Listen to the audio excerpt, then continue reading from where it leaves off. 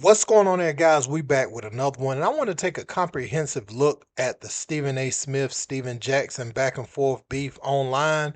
As many probably believe, it started with the Russell Westbrook incident where Stephen A. was going to reach out and ask why wasn't Russell Westbrook suspended longer. That sent a lot of people up in arms, but it actually goes back to a back and forth Jay Williams and Stephen A. Smith were having when they were arguing with each other about Kyrie Irving.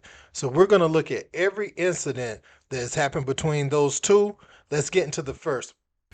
And for all the so-called smart people, y'all ain't as smart as y'all think. Everybody's saying, man, he ain't show up to work half the time. He was right by doing that. He shouldn't have been forced to take the vaccine. And let me tell y'all why.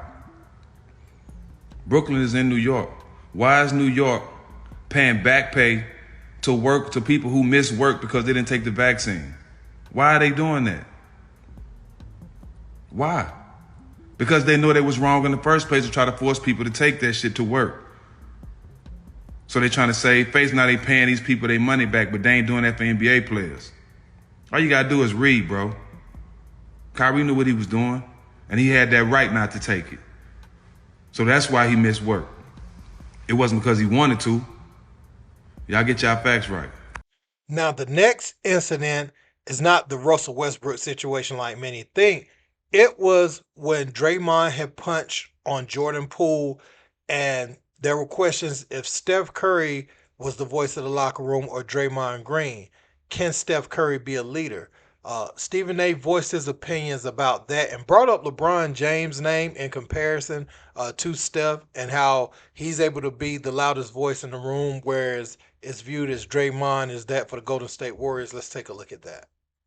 Something that Draymond addressed yesterday when he came back and spoke on his show, he spoke about Stephen A. Smith. He was kind of critiquing Steph's leadership, and Draymond took a huge offense to that. Stephen A. said something to the effects of, if this was LeBron, we'd be questioning LeBron. Has Steph lost the locker room? What's Steph doing? How come Steph's not doing that? How come Steph's not doing this? If it were LeBron James that was a teammate of Draymond Green's, would we not have said, yo, man, where's the leadership?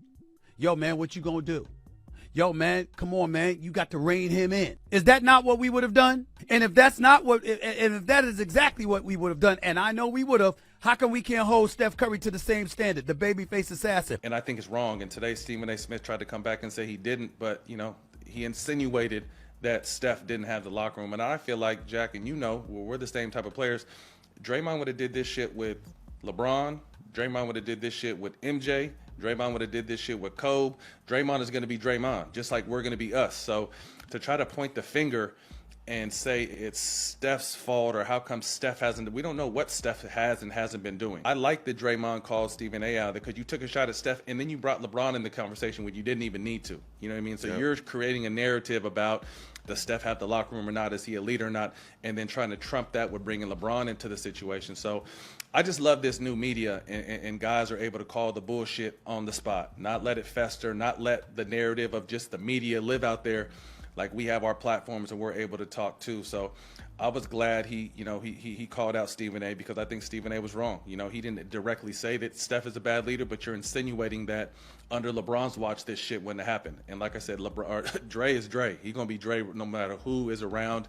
And I think pointing or blaming someone else or insinuating it's someone else's fault to keep him in line is wrong. Championship team or struggling team, Draymond gonna be the head of that locker room. That's just the personality we have. I played for the San Antonio Spurs. Tim Duncan was our best player. He didn't have the locker room. David Robinson, Kevin Willis had the locker room. I played in Golden State. BD was our best player, but BD didn't have the locker room. Me and Matt had the locker room, and even Jay Rich. Draymond has that locker room, and I think obviously dating back to the pool punch, I think he lost that locker room, and he and I discussed it during the playoffs last year in Sacramento, where he felt like he couldn't really be himself because he had to earn everyone's respect back in the locker room to really be himself. So it's been ugly over there. Now, when Russell Westbrook was playing for the Los Angeles Clippers, they were playing Luka Doncic and the Dallas Mavericks at the time, and Russ committed a questionable foul on Luka. And Stephen A said that he was going to reach out to the league office and try to figure out why he didn't get a lengthy suspension. And that really is where it started to take a turn for the worse between the two. From Russell Westbrook. Inexcusable behavior. That's what I saw. And I don't know why this isn't being talked about enough, to be quite honest with you. I was of the mindset that Russell Westbrook deserved to be suspended for today's game. That's how appalling his game was. Now, I've been raving about Russell Westbrook since he arrived in Los Angeles. He's been a godsend for the Clippers as far as I'm concerned. He's an Energizer bunny. But what he did the last game, I want y'all to go back and reflect on what transpired in game 3. Look at this foul right here. You knock the guy clear upside the head. You sit up there and you come down on Luka Doncic in the back. That play right there, you could have separated his shoulder. Then you push him in the chest. Then you go after PJ. And then after that, even though PJ shoved you in the back, and then you're shrugging off the referee. I felt so serious about this, fellas. I called the league office. And I said, I need an explanation. Tell me why Russell Westbrook wasn't suspended. And I was told that the the officials gave their report. And every indication in writing that they provided said, we handled this. He got a couple of technicals, plus a flagrant one, plus he was ejected, plus no one was injured. So we took all of those things into consideration. That's why we didn't suspend him. And I stood down. I said, that makes total sense. I'm glad. But they said, if it had been the regular season, the likelihood is that they might have had a different decision. Now, Gilly voiced his opinions about Stephen A. Smith in a post, and Steven Jackson commented under that. He says, you ain't telling no lies. Just how he talked about us. How you called the league office and asked why somebody not suspended. I think you accidentally told on yourself, my brother. And it wouldn't stop there. Steven Jackson and his partner Matt Barnes would go on their show and voice their displeasure with how Stephen A. Smith went to the league offices trying to get Russell Westbrook suspended. Called the league office the other day, and this one, Gilly posted this, and this one hurt my soul, man. Like, he called the league office to see why Russell Westbrook was suspended.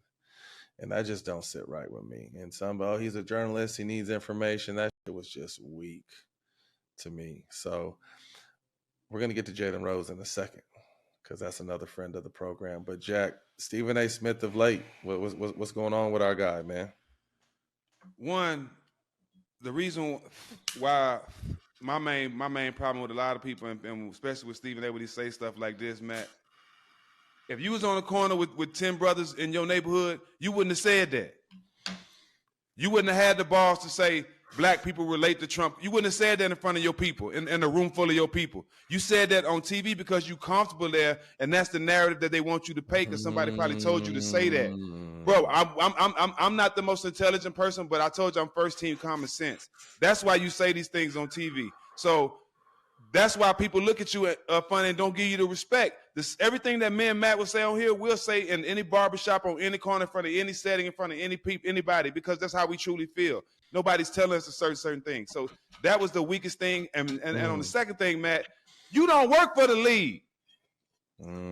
What make you think you got the power to call and get somebody suspended? So you opening more doors to thinking now, okay, the times where you done went on TV and spoke bad about me and other players, you called and put your vote in to get people suspended. Is that what you saying? Like that's crazy that you would openly say that. And hold on, my little brother, I love you to death, but you agree with that, Perk, and you a player. You know better than that. Just imagine if you was playing and he called the league when you got into it with somebody, Serge Ibaka or somebody, and they saying that, and he called and saying, well, I think Perk needs to be suspended, taking money out your pocket and your family. That's crazy, dog. That's the weakest thing he could have ever said on TV, Matt. Back-to-back days. We don't know what he said, or if he said that he thought they should have been suspended. I didn't see that part, but I agree. I think the Trump shit was wild and outlandish, but if I'm not mistaken, he's doing some stuff over at Fox. And I don't know if that was there or if it was on ESPN or where it was at, but that shit was weak. But the Russell Westbrook shit hurt my heart for a reason. Like it stung because for just a lot of different reasons. I just don't think that's something, is in the playoffs, star players, someone like Russ who's taken so much bullshit from the media to begin with. He's out there and playing his role on that team. He went from superstar to now he's out there being the whole plugger, the dirty guy, the shit that doesn't always show up on the stat sheet. That's his roles now, and he's adapted to that role. So for him to kind of go over there and do that and make that call, that shit just didn't He said, well, and again, I mean, Stephen A is our brother. And Jack, I think that that's why this era is so dope, I feel like, in media, because he used to just be able to say that and let the shit ride. And no one could say nothing to him because no one else had platforms. And again, we got a lot of love for Stephen A Smith. We don't f with Whitlock, but I got a lot of love for Stephen A. I f with Stephen A. But sometimes he says some shit that's just like, come on, bro. You know well, better Matt, than that. I mean, and that's your boy. I come from under the old law. You know what I'm saying? Like, it's people that I grew up with that came out of jail that I know that snitching that I ain't fucking with. He a snitch.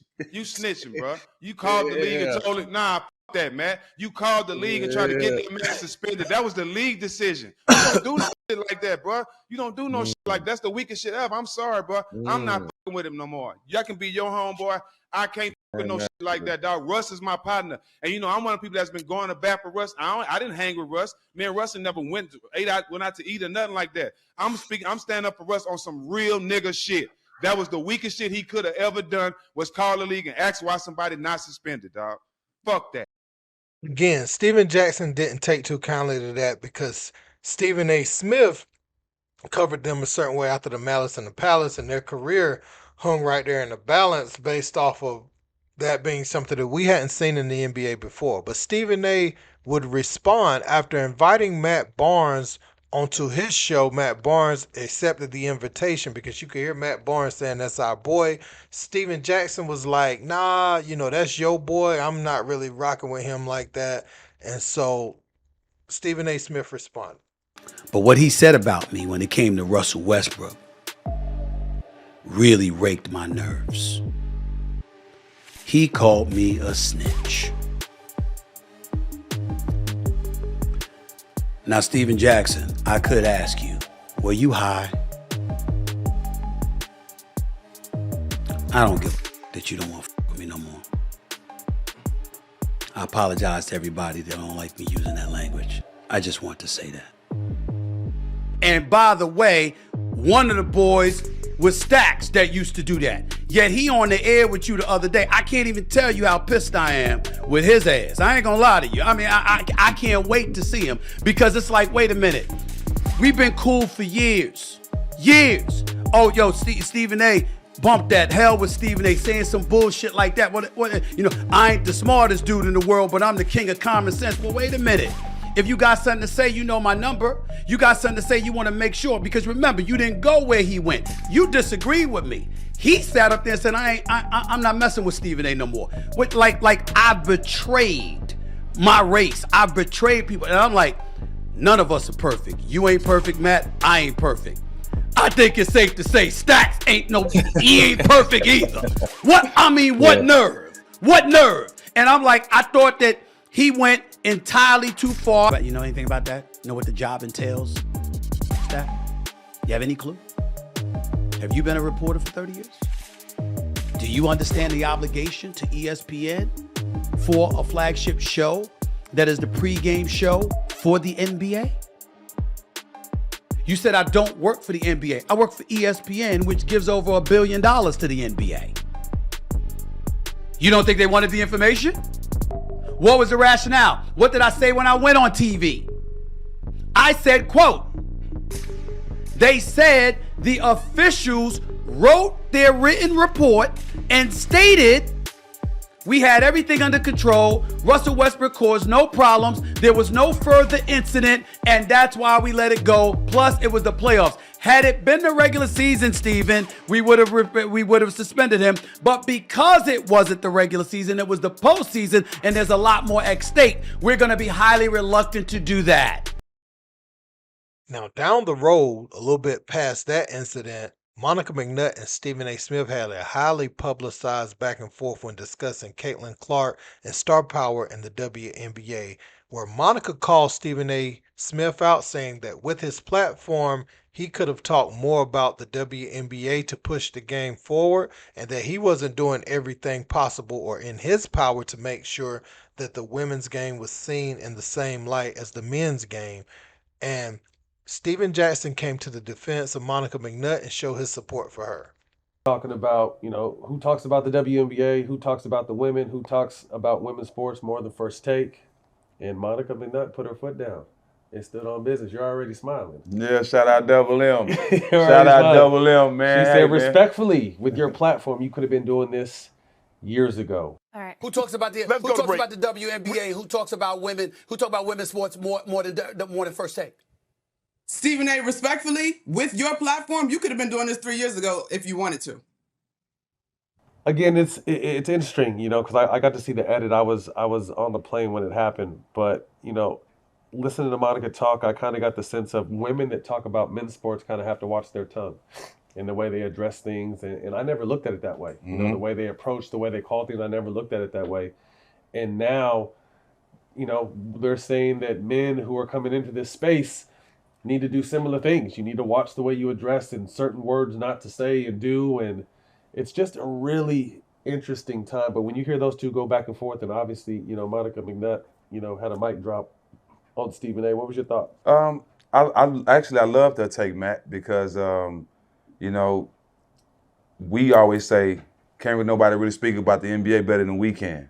Right? She's a female basketball player that's been there and that done it. So it's kind of hard. It's kind of hard to go against what she's saying. But and she made a point. A lot of times people talking loud don't make you right.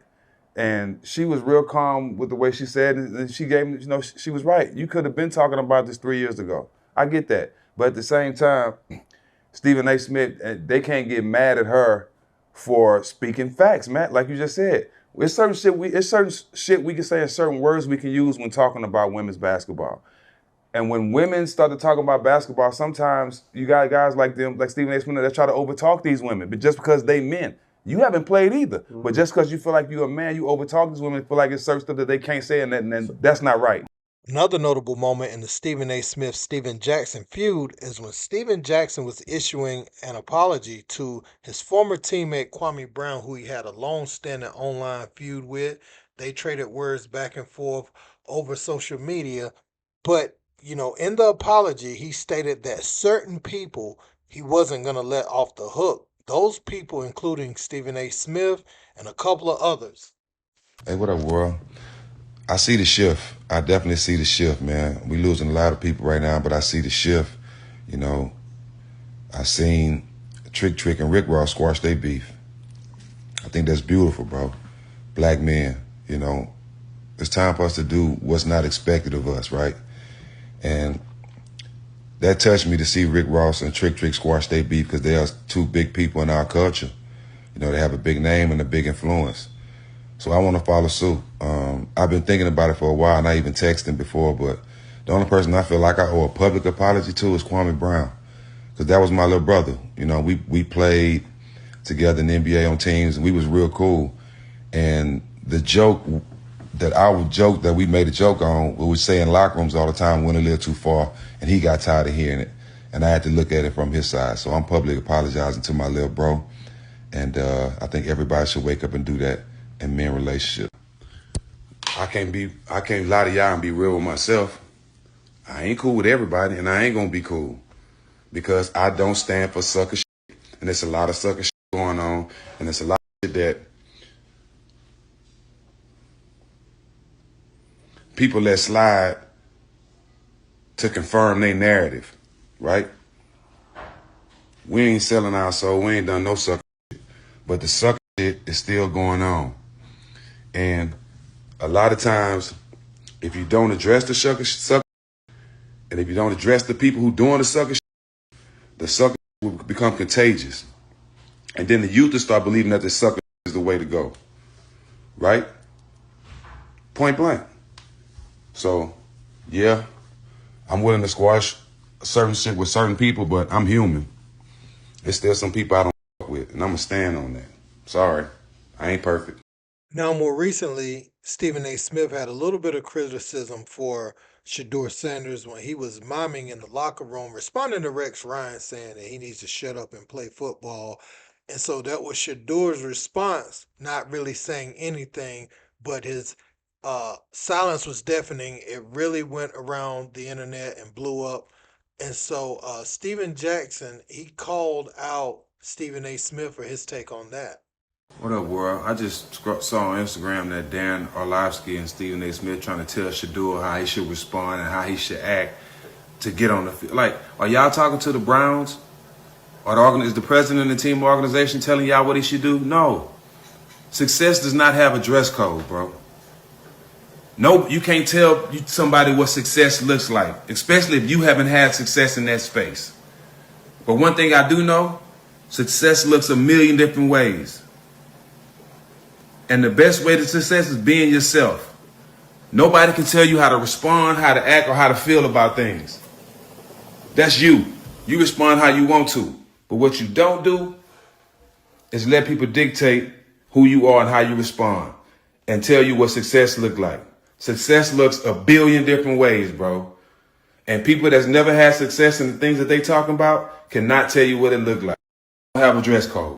Now, Stephen A. Smith recently was called out on air by Serena Williams' husband, Alexis Ohanian, and Stephen A. was very mild-mannered in his responses, didn't buck up one time. In contrast, we remember him telling LeBron, stop this as a father. And many said Stephen A. Smith put his daughter in a position in journalism that is similar to that of LeBron. And so they're telling him to stop that as a father, putting her in a position that she did not earn. And Stephen Jackson is going to call out the hypocrisy in the way Stephen A. Smith addressed LeBron and the way he addressed Alexis. Well, also too, Stephen A. Smith, I think you had some marriage advice for me. Is that right? Or Well, you know what? Listen, I didn't. People, headlines are headlines. We can get into that another time, but I was hoping you were going to be here. I am not qualified. Married? Right. Oh no, not me. Well, I ain't qualified, my brother. I'm not qualified. I was going to ask because you hadn't been married before, right? I am married. No, Stephen. No. Okay. Yeah, because I give advice to plenty of founders who want to build billion-dollar companies, and the reason I do that is because I build billion-dollar companies. Yeah. So I generally try to stay in my lane as advice department. Then we'll talk marriage advice later. I'm running 13 years strong. We got you. Alexis, thank you so much. Come on, Stephen A., bro.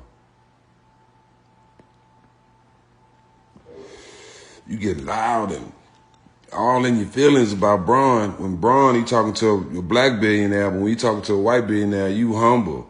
And you come back on your show talking real respectful, mild-mannered, man. Hey, bro, listen, bro. And you dogging the black women.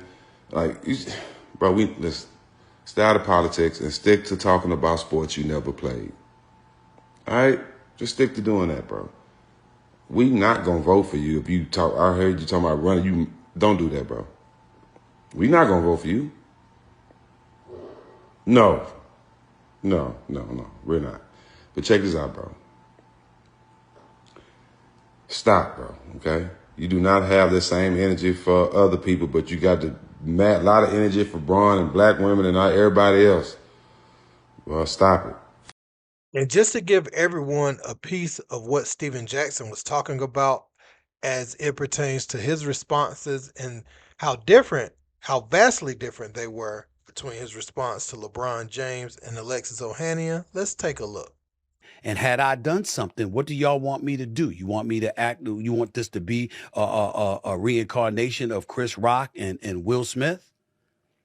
And let me state for the record that while we bring up that, let me assure you it wouldn't have gone down like that.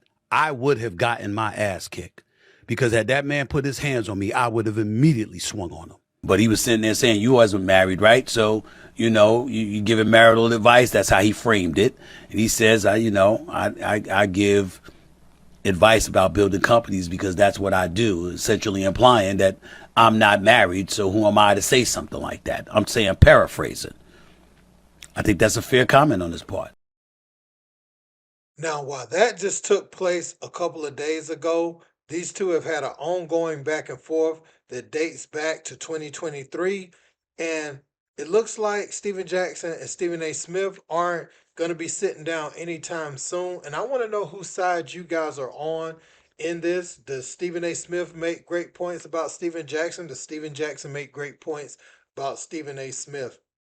What I can appreciate about today's media is a retort can be had right away. If somebody says something that you don't agree with or paint something in a different light than you intended, or he tries to make a situation out to be what it's not, then you can get a rebuttal from anywhere in a matter of minutes with the advent of social media, the advent of podcasts, and many things coming to the forefront that previously were reserved for networks. You had to go through the conglomerate to be heard on a mass scale.